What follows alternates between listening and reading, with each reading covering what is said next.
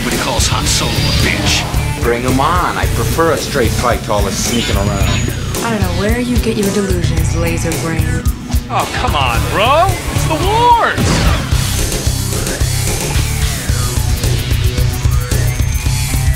Well, it's another week, and we're back to talk about the Clone Wars. I mean, the Bad Batch. This is the Wars of Lore. I'm Joe. Of course, with me is my good buddy Doug. Hey, Doug, how you doing this week? Doing pretty good, Joe. How you doing? Doing pretty good. What are we talking about? It really feels like the Clone Wars. Yes, it does. Yes. We're battling against clankers and all that. Yes. Oh yeah, I'm like halfway through this episode, and I like hit the button just to make sure I'm watching the right show.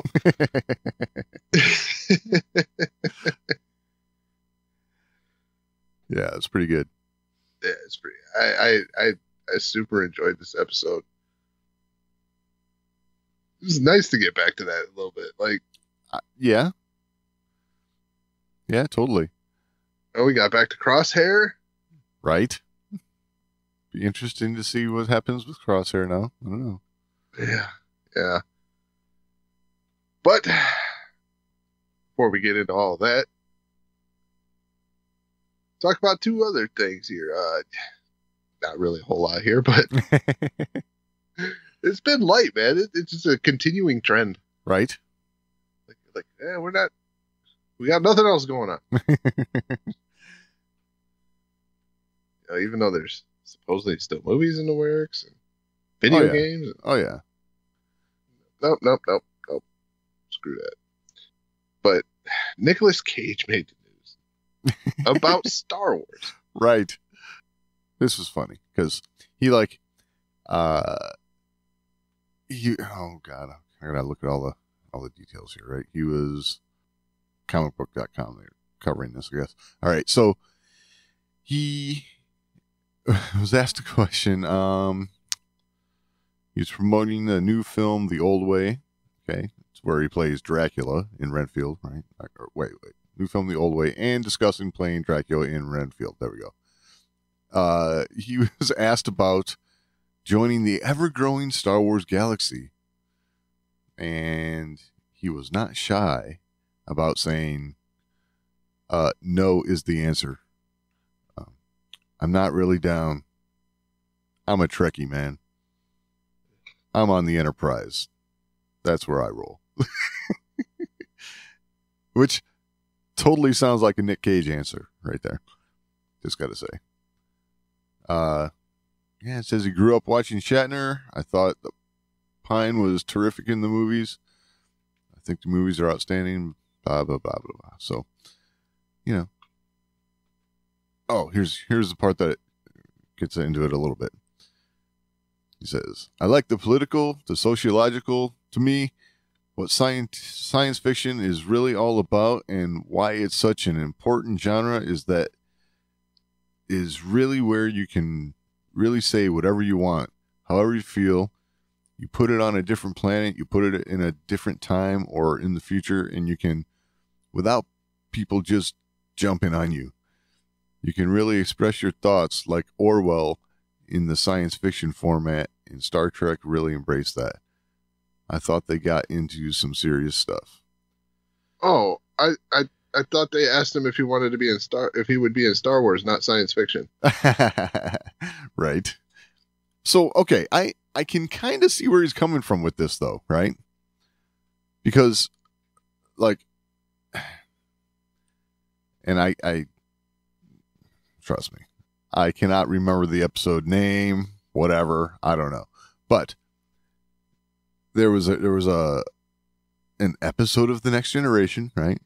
Where somebody had Picard prisoner, and they kept telling him, you see 4 lights, and there was 5 lights, Mm-hmm. Very similar to part of 1984 there, right? Mm-hmm.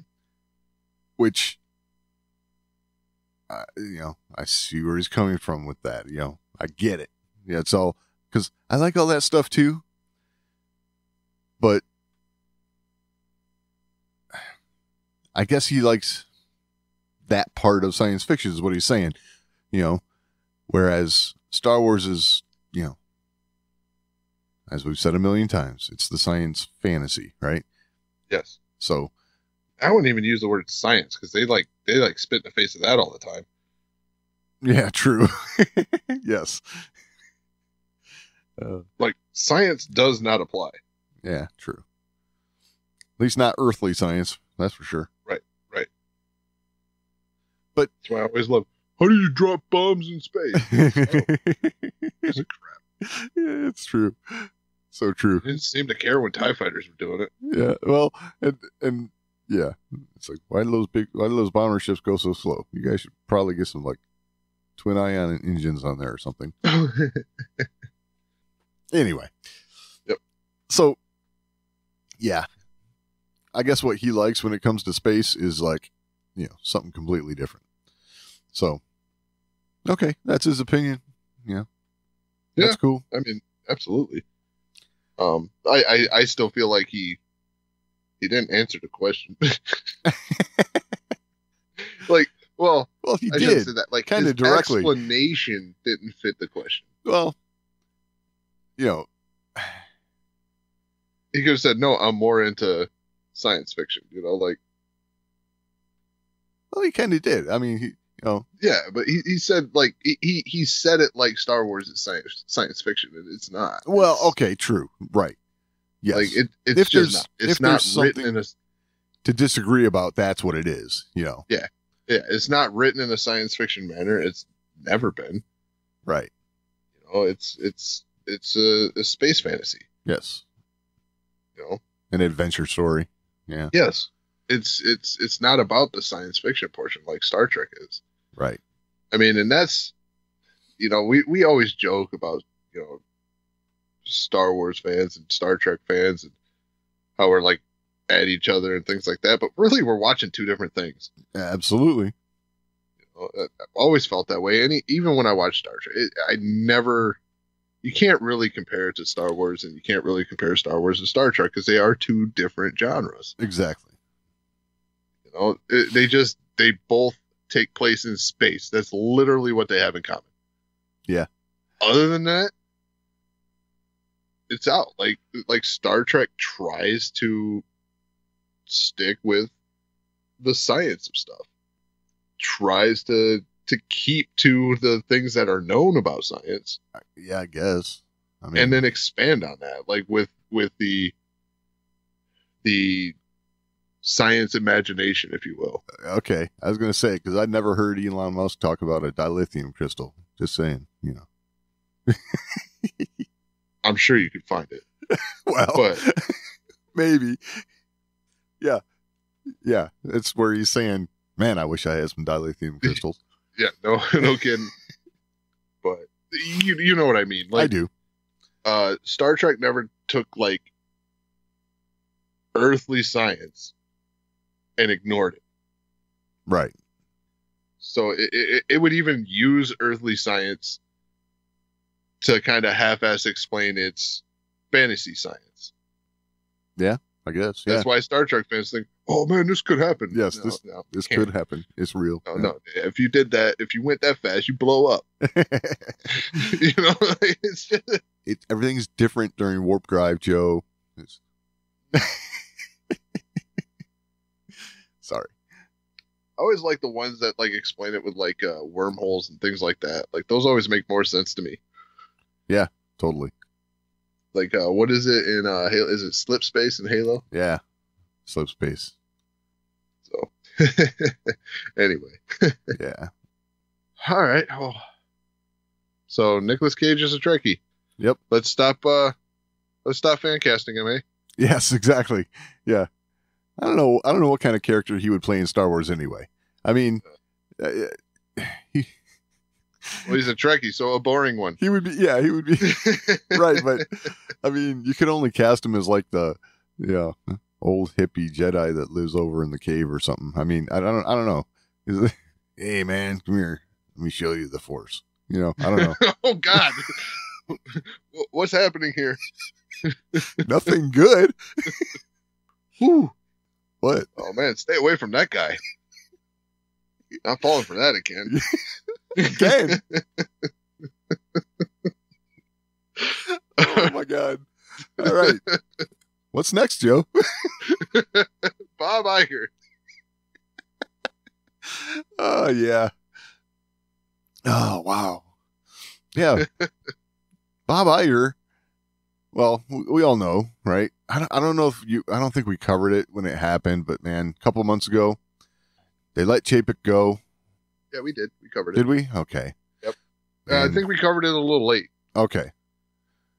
But so Bob Iger's back. He's running things at Disney again, and you know, I think he's a little disgruntled about that because he just said, "Hey, all you people working from home, you got to be back in the office 4 days a week." So, not really much more than that. It's just, okay. So he says, yeah. So he says they got to come back. Yes. So, okay. So here's a quote. Nothing can replace the ability to connect, observe, and create with peers that comes from being physically together, nor the opportunity to grow professionally by learning from leaders and mentors, Mr. Iger said in a memo to employees. So, yeah, it's my belief that working together more in person will benefit the company's creativity, culture, and our employees' careers. If I don't see you here, you're fired. You know, I didn't say that. But yeah, I mean, I totally get it. I mean, you know, he's basically saying, look, we have a creative business we run here. You know, we need ideas. We need ideas bouncing off each other. We need that kind of workflow, you know. When people are at home, maybe they're working over Zoom, it just doesn't happen the same way, you know, which I get. But on the other hand, I think people have gotten a little used to just being home, if you know what I mean.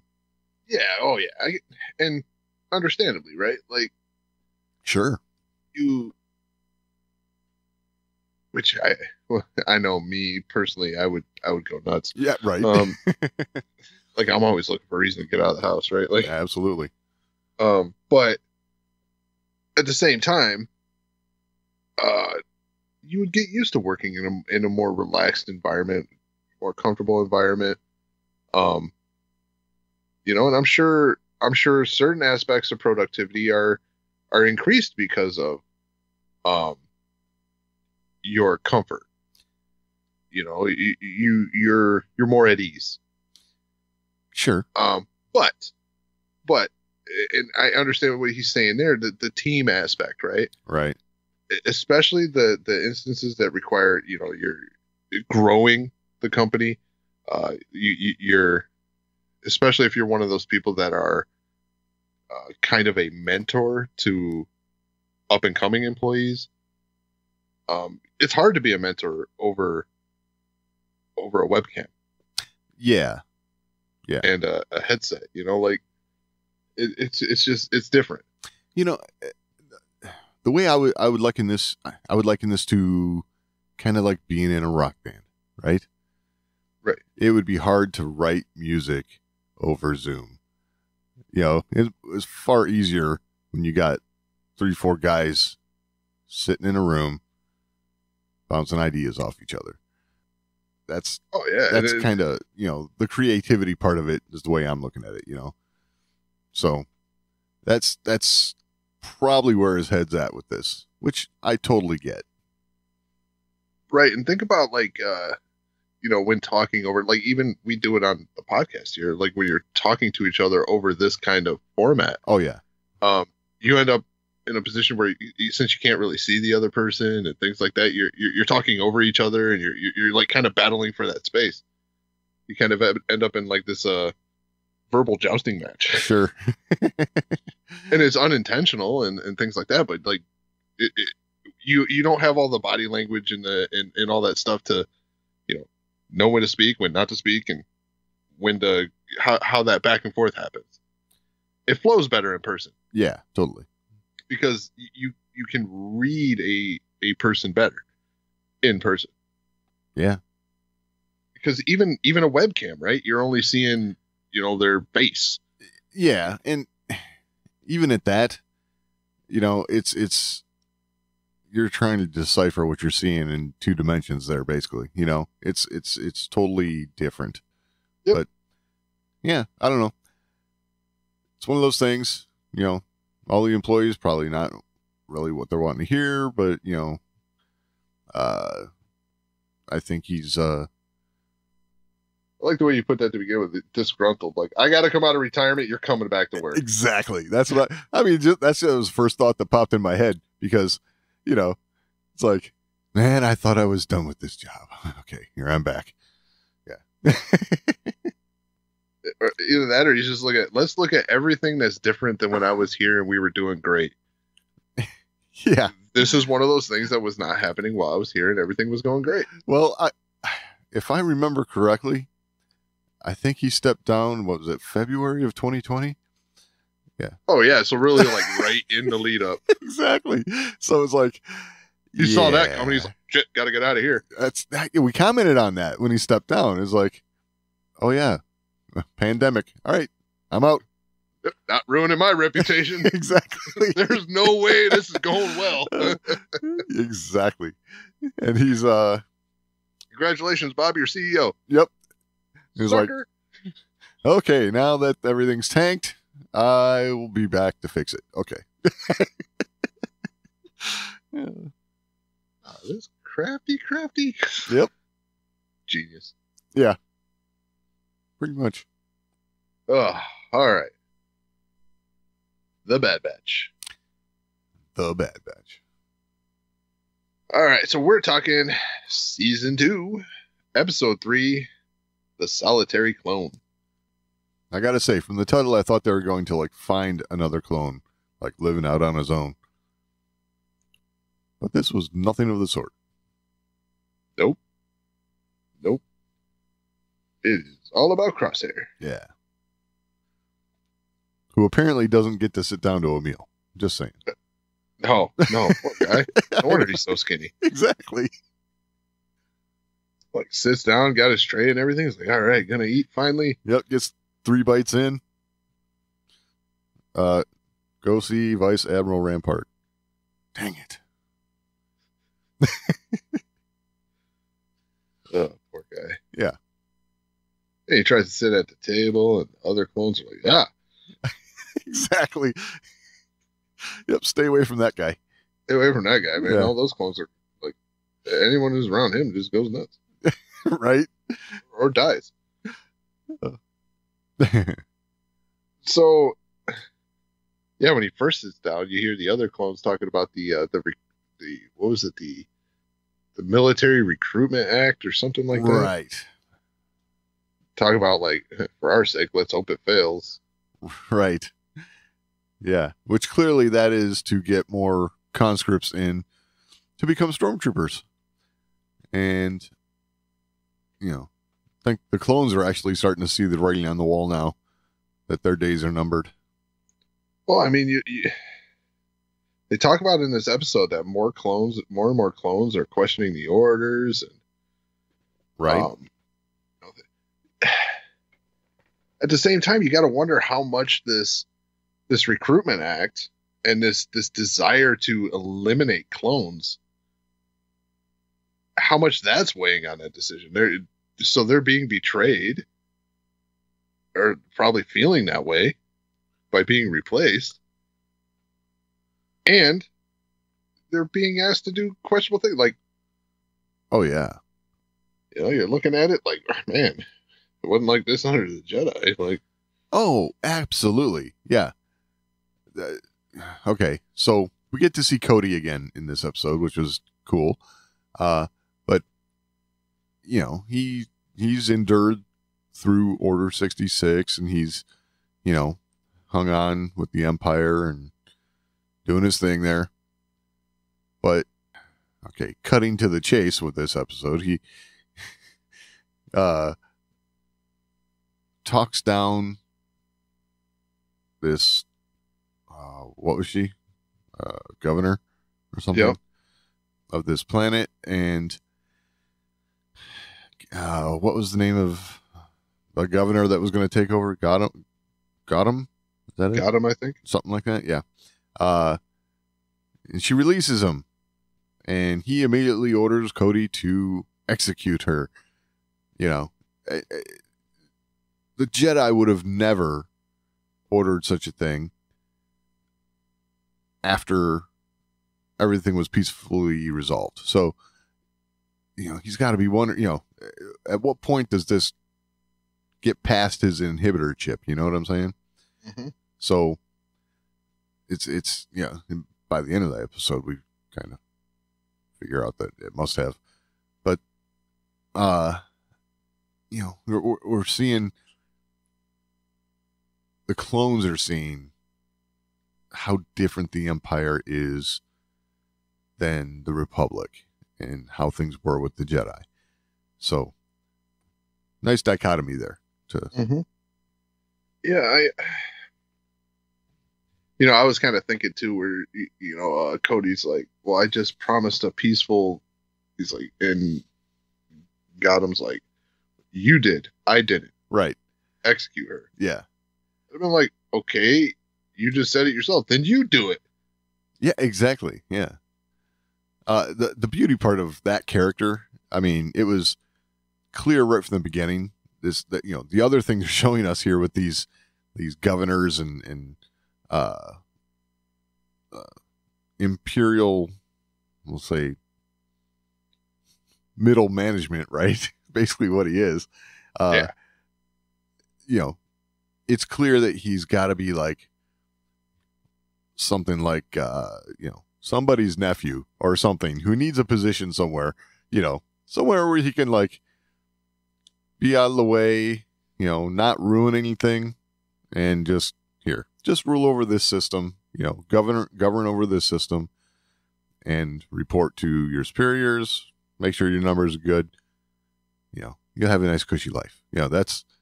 Oh, I mean, you could tell this guy was a cowardly little weasel right in the first scene. Absolutely. Right? Like they shot that beautifully to kind of show you who this guy was. You know, they're coming in on approach, and like the clones are standing up and everything and getting ready, and he's like holding on to his shoulder harness. Exactly.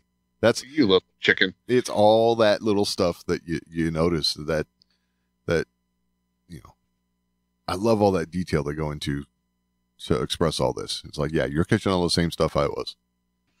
And yeah, it's the same.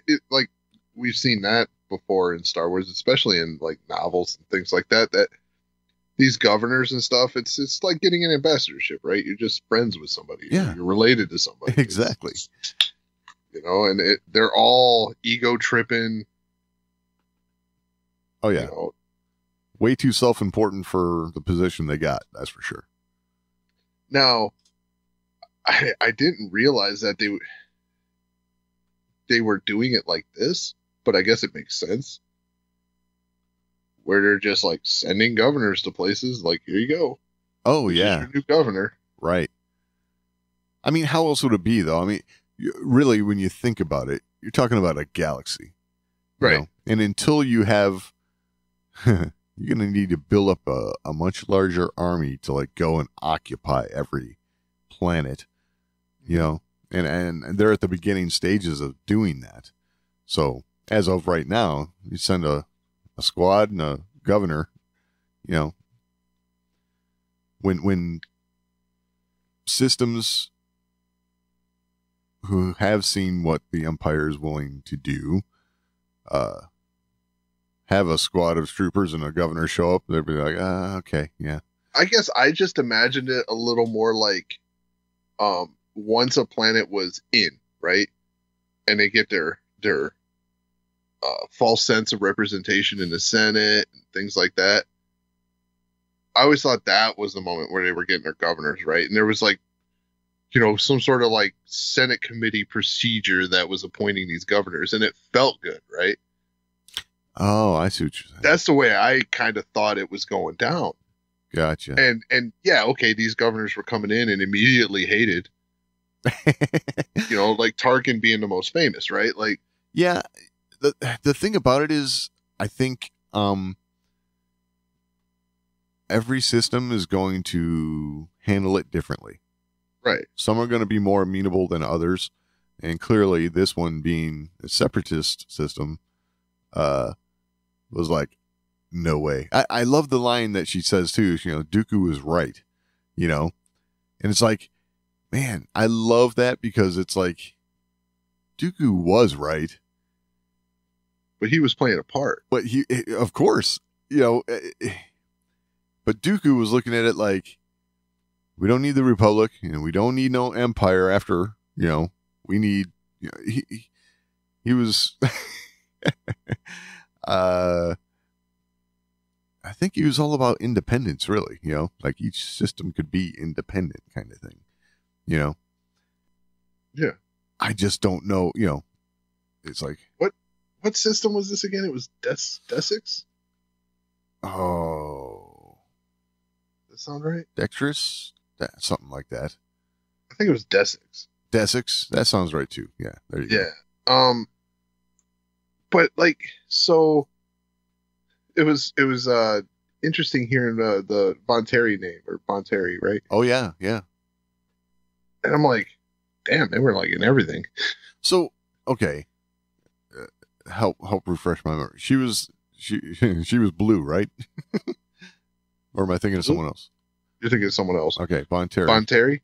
It was Lux Bonteri's mother. Ah, yes. Okay. Yes. Which Lux was on what? Like Onderon? Was it Onderon? Might have been. I know it was a separatist world. Because I swear Lux was in the episode with Saw and his sister. He may have been. Man, you're gonna make me go back and watch all the Clone Wars now. Just hitting the book of knowledge. Nice. But it's funny how yes, these Onderon. Okay. So the son of Onderon Senator Mina Bonteri, which is the one referenced here. Gotcha. But it's funny how, during the prequels, you look at the Republic like, Republic is the good guys, yay, right? Yet there were some systems who felt like, Republic's got a little too much power there, right?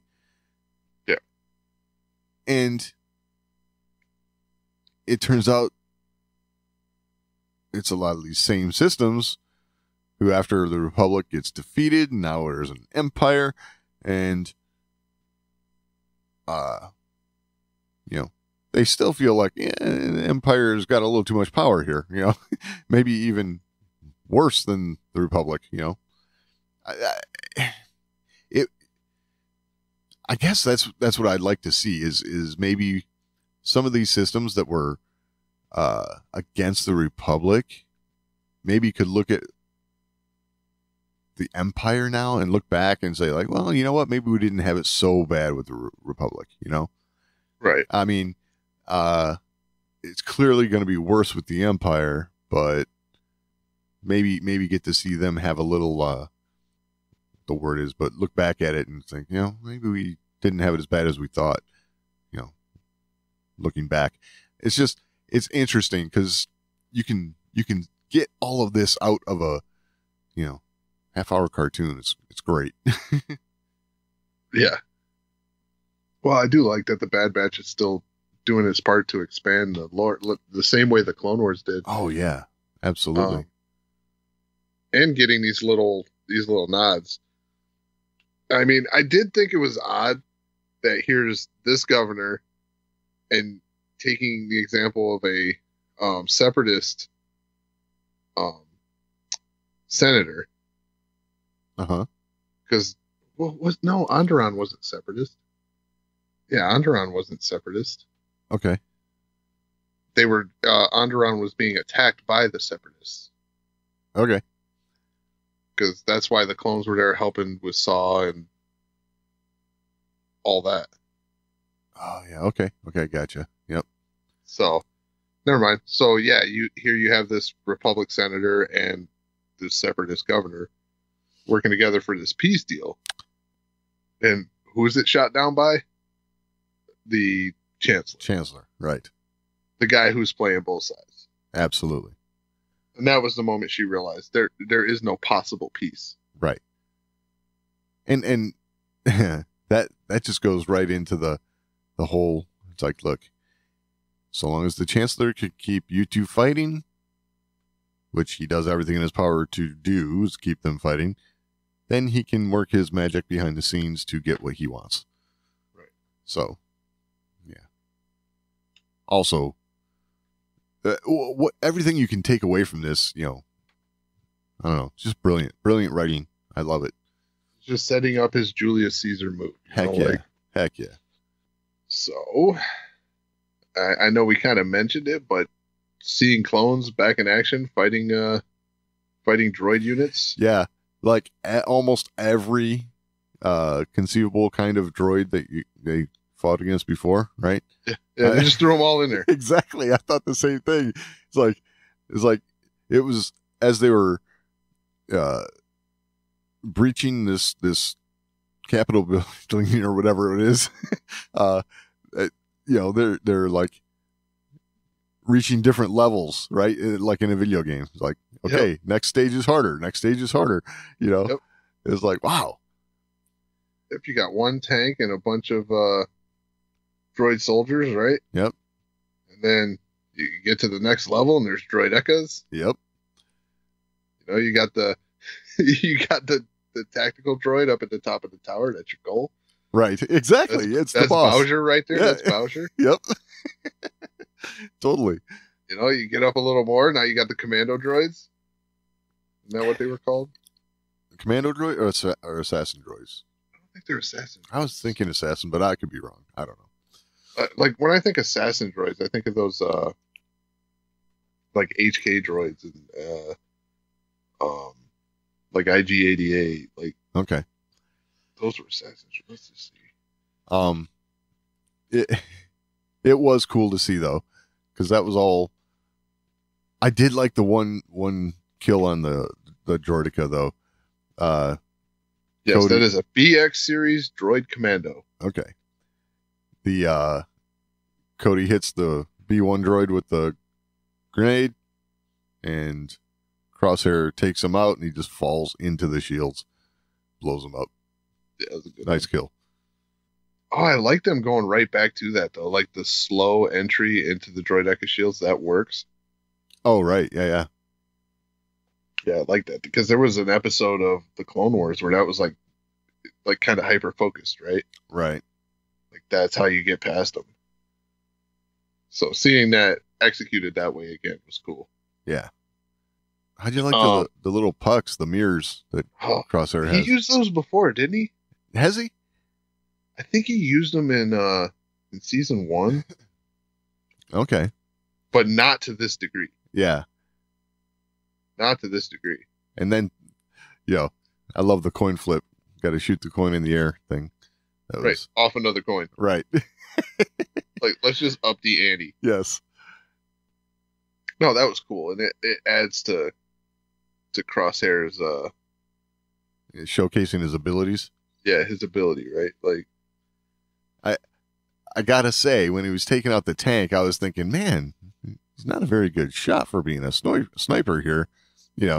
Just hitting the body of the tank. But yeah, he's drawing their attention, so they get to point the cannon right at him. Gotcha. Oh, I like too how he's just like holding steady, and these tank shells are blowing up behind him, and oh yeah, just not rattle. You cannot rattle this guy. Right, exactly. Yeah, it was good to see him back. I really liked this episode with him, and you can definitely see he's wondering who he is.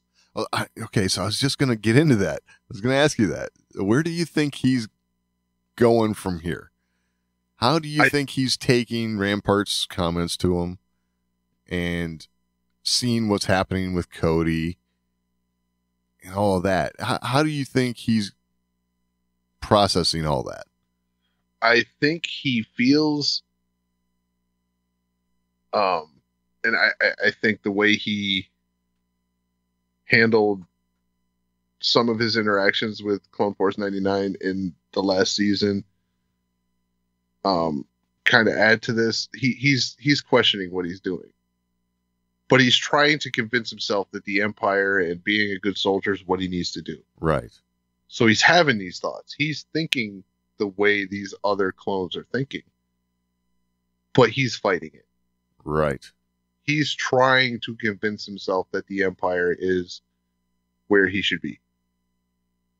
Yeah, he's doing all the things. Like he's checking off all the boxes. Like, you know, he had no problem executing the separatist governor when he was ordered to, right? He'll follow orders, no problem. Mm-hmm. But he might be starting to question the orders now. Right. Yeah. It's maybe not necessarily question the orders, but question which side he's on, is essentially. Like, I think it has less to do with the orders. Yeah. But maybe where the orders, where they're coming from, and what's the motive behind them? You know, is the Empire really on the right side of things here? See, I don't know. I don't know if that's what's getting him. I don't think the morality is what's getting him. What? I think they're hurting his ego. His ego? Yeah. Interesting. He's lost his command. Yeah. You know, you can see that hit him. Oh, you're not ready for command, not yet. You can see that stung. Right. You know, and then, you know, he comes back and he's still not in command. He's reporting to someone else, and Cody went AWOL and things like that. Like, yeah. I like how Rampart puts that too. The loyalty of the clones, not as advertised. It's right. And like, yeah, it's not as advertised. And then he says, funny how, you know, yeah, they all seem to be going AWOL. They all disappear around you. Yeah. Huh? You know, and that was another one. I think it's hitting his ego. Right. And I think he's not feeling appreciated for his talents and things like that. I think from the get-go, Crosshair was always kind of the egotistical one, right? The one that's so sure of his ability and so sure of himself. And totally came across that way for sure. Yeah. So I think that's what's being damaged here. So where do you think he goes from here? Do you think he defects? Or do you think this is stealing him to prove himself even more to the Empire? A little bit of both. Okay.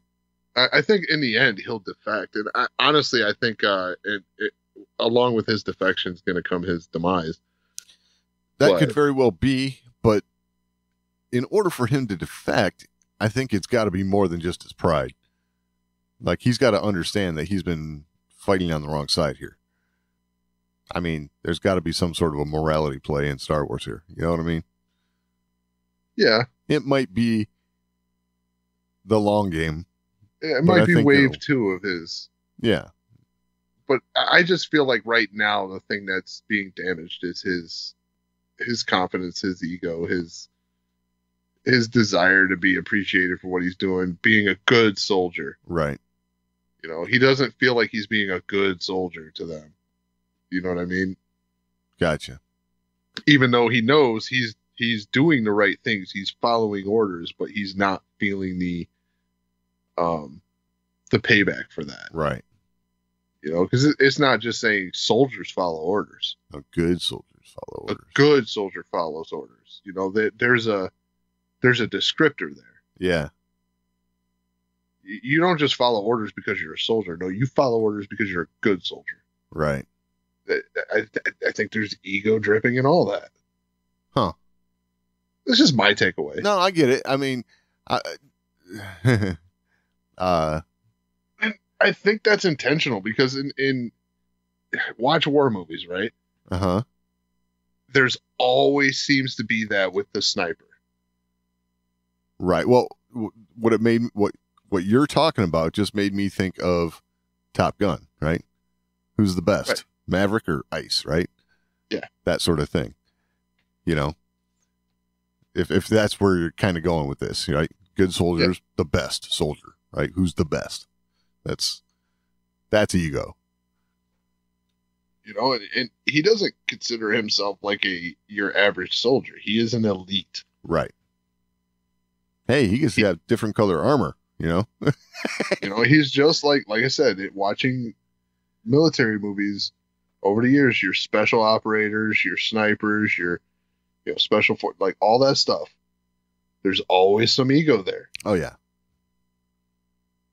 And I think it took hold in Crosshair in a different way. It's a cold way. But I guess you kind of have to be that way because there's no chance to talk with the way he operates. You're taking that shot from a distance. Yeah. None of it's personal. Like none of it feels personalized. Right. So he's cold to that kind of stuff. He just takes the shot. That's why I think the morality of it will come later for him because he's always had to be detached from that. Sure. Something's going to have to happen then. There's got to be some sort of a trigger